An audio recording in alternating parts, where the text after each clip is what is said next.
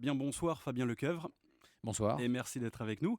Alors, c'était il y a exactement 30 ans, on apprenait la disparition de Daniel Balavoine dans un accident d'hélicoptère. Il était en pleine mission humanitaire, parallèlement au Dakar. C'est quoi aujourd'hui l'héritage Balavoine? Ses chansons ou ses coups de gueule? Ou les deux? Mais je pense qu'on a beaucoup d'héritage de Daniel Balavoine parce que ses mots, ses notes de musique sont tellement actuelles et puis vous l'avez souligné très justement, ses coups de gueule, sa contestation, cette manière de dire tout haut ce que beaucoup de gens pensent tout bas. C'est ça aussi l'héritage Balavoine. Et on se souvient justement de cette fameuse tirade en 1980 face à François Mitterrand. La jeunesse est profondément désespérée parce qu'elle n'a plus d'appui. Le désespoir est mobilisateur et lorsqu'il devient mobilisateur, il est dangereux, ça entraîne le terrorisme, etc. etc. On a Ouais. vu, ce qui est très drôle, beaucoup tourner cette vidéo postée sur les réseaux sociaux au moment des attentats. Ils sentaient les choses un peu. Mais non, je crois pas. C'est la circonstance et l'histoire qui l'a positionné. Je crois qu'il ne sentait rien. Il parlait de son époque à ce moment-là, Balavoine. Moi, j'en ai parlé avec lui de cet incident avec le candidat François Mitterrand à la présidentielle. On est en mars 1980. Et il était très énervé parce qu'il se levait jamais avant 13 ou 14 heures, Daniel. Et on lui avait demandé de se lever à 10 heures le matin, de se raser, il n'aimait pas se raser, de se laver les cheveux, d'arriver un peu propre au journal télévisé du midi de 13 heures de Antenne 2, on disait à l'époque. Et puis surtout, on ne lui a pas donné la parole, juste les dernières minutes du journal. Alors là, la moutarde commence à lui monter au nez, selon l'expression. Et là, il a explosé parce qu'il trouvait ça insensé de se lever de bonne heure, tout ça pour parler 1 minute 30 dans un journal, alors qu'il parlait beaucoup de politique politicienne, comme aujourd'hui encore. À l'époque, déjà, il y avait ce qu'on appelle un déni de situation. C'est-à-dire qu'on ne parle pas du problème. Quand vous avez un cancer, on dit que vous avez la grippe aujourd'hui. Vous voyez ce que je veux dire? C'est-à-dire c'était pareil à l'époque. C'est-à-dire qu'on niait aussi les problèmes de chômage, d'immigration, de justice, d'école. On niait tout ça déjà à l'époque, 30 ans après, même 37 ans après, rien n'a changé. Et il aurait fait un carton aujourd'hui sur les plateaux. Alors je pense que, on m'a souvent posé la question, je pense que Daniel Balavoine aurait monté un parti politique. Parce que vous pouviez passer 5 minutes avec lui, 10 minutes ou 2 heures, il ramenait tout à la politique. Il aimait parler de politique. D'abord, il s'y connaissait.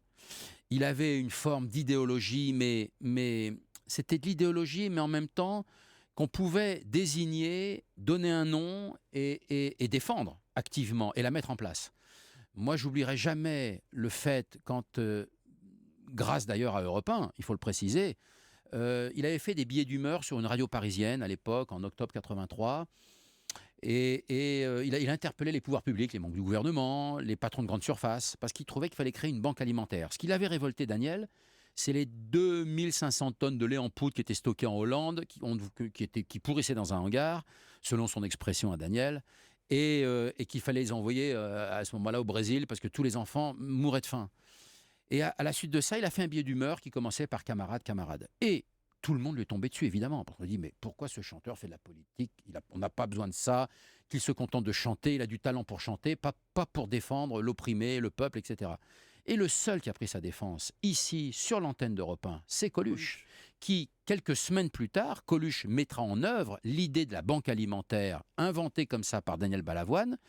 Et merci Europe 1, merci Coluche d'avoir fait cette merveilleuse action et hélas de poursuivre aujourd'hui ces restos du cœur, voilà, et qui permettent quand même à des millions de gens, heureusement, encore de se nourrir. Mais alors, Daniel Balavoine, altruiste, à la limite, on connaît, et en même temps, il avait un ego assez énorme, non? Il dit, je cite: «Je suis égoïste comme tout le monde, hélas». Il n'était pas un peu schizophrène, de personnalité? Non, parce que l'ego, c'est une qualité chez un artiste. Si vous n'avez pas d'ego et de narcissisme, vous ne montez pas sur scène. Vous savez, ce n'est pas un métier normal. Quand on est sur scène, quand on chante devant 5 ou 10 000 personnes, quand on fait l'Olympia tous les soirs devant 1950 personnes, 2000 personnes comme ça, c'est pas un métier entre guillemets normal. Il faut de l'ego, il faut du narcissisme. Sinon, vous n'êtes pas un soleil sur scène, c'est pas possible. Donc lui, l'ego dont parlait Balavoine, c'est un garçon qui avait beaucoup d'humilité, vraiment, sincèrement. Lui, l'ego, c'était dans le côté personnage, pour pouvoir justement exister et défendre, parler tout haut de ce que les gens n'osaient pas parler à l'époque, Mais déjà. il voulait aussi que sa musique marche finalement. Ça a mis un certain temps Oh à là là, arriver. oui, il a galéré. Ouais. Et il y a eu quelques chansons d'ailleurs au début dont il s'est moqué par la suite qui étaient finalement assez ridicules. Oui, parce que quand il signe un premier disque, on l'engage comme chanteur d'un groupe pop musique qui s'appelle Présence. Il enregistre un premier disque chez Vogue. Et effectivement, il parle de confiture dans ses chansons, de choses comme ça. Enfin, c'est un peu ridicule, c'est vrai, avec le temps, on le sait. Et déjà à l'époque, elle l'était presque. Donc, et après, il se ressaisit. Parce que la rencontre de Patrick Juvet a été essentielle dans la carrière de Balavoine. Balavoine respectait infiniment Patrick Juvet. Il lui devait beaucoup de choses. Il lui a permis de signer un contrat chez Barclay, d'avoir une première productrice, Florence Aboulker, puis de rencontrer un directeur artistique, un merveilleux directeur artistique chez Barclay, Léo Missire, et puis surtout de rencontrer Catherine Ferry qui sera importante dans l'existence de Daniel Balavoine. Elle qui a failli remporter l'Eurovision, qui arrivera deuxième, mais qui vendra plus que le numéro 1 de l'Eurovision à l'époque, les Brotherhood of Man.